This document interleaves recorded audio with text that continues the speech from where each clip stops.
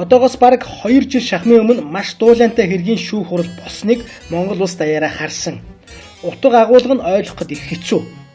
Ерөнхий сайдсан Алтан хуйгийн санаачилсан нүүрс хөтөлбөрийн дагуу ардчилсан намын ахлах зөвлөг удирдан Багнуур хувьсаад компаниас нүүрс худалдан авах болсноор бүх цаг үеийн туршид алдагдaltaй ажиллаж байсан тус уурхай түүхэндээ анх удаа ашигтай ажилладаgjээ. Зөвхөн Багнуур компани ашигтай ажилласнаар үл барам гэр хорооллын ядарсан иргэд санаад багтамгүй хянд үнээр нүүрс худалдан авч тог тухтай өвлөж төр засгийнхаа буйныг магтан дуулцгааж байлаа. Хохирсон хүмүүс нь гэвэл аманд багтсан үнэ хэлж ядарсан иргэдийг шуулж хөлждөг нүүрсний чиглэл байсан юм.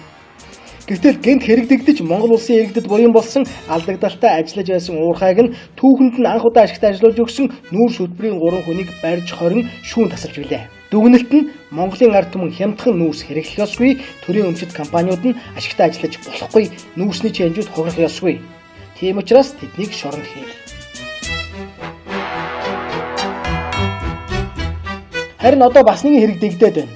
Урд туршид мөн дэлхийд дахинд нүүрсний үнэ эргэн сэргэж $200 гараад талийлаа. Гэтэл манайхан $25 гэрээ хийчихсэн тул үнэ нэмж огт болохгүй гэсэн шуум засагдж байна. Ингээд улс орн маань өдөр тутамд хил давуулан гаргаж буй 500-аас 700 машин нүүрснээс тоон тутамд нь $100 орчим Америк долларын алдагдалд орж байна. Энэ нь нэг өдөрт машин тус бүрээс $17,000 буюу 374 сая төгрөг өдөртөө багаар батхад 600 машин нүүрс гардгаа гэж үзвэл 224 тэрбум 400 сая төгрөгийн алдагдалд орж байна гэсэн үг байх нь. Харин энэ нүүрсний үнийн зөрүүгээс өдөр бүр алдагдаж байгаа 224 тэрбум 400 сая төгрөгийг хэлийн цаана хятад улсын иргэд дундаас нь чэнчийн ашиглаж байгаа нь олон улсын биржийн мэдээлэлээс ил тод харагдаж байгаа юм. Хачирхалтай нь өнөө шудраг үнийн шүүх цаг үргэлж ард иргэдийнхээ эсрэг ажилдаг авилгатай тэмцэх газар нь харин тагдуугүй нүдэн балаж ихэн дүлий цаашаа харин сууж байна. Дүгнэлт нь Монгол улс баяжин тэнхээжиж хямралаас гарч дэлхийн зах зээлийн үнээр баялгаа заах ёсгүй, Монголын баялаг хятадын чанжуудыг баярлуулах ёстой.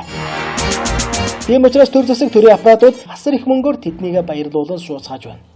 Чухам үүнийг л яаж ч бодоод учрыг нь ойлгохгүй байгаа юм. Бүдүүн таймаар Багцаалан бодоход Монгол улсын төр засаг нь иргэдээ нүдний үзүүрээр хялан харж, барьж, хорж, дарж, дээрлэж, ахарын хятад үнийг толгой дээрээ залан, байдгаа чөлбөн барьж, эрхлүүлэн баяжуулан суух ёстой мэт.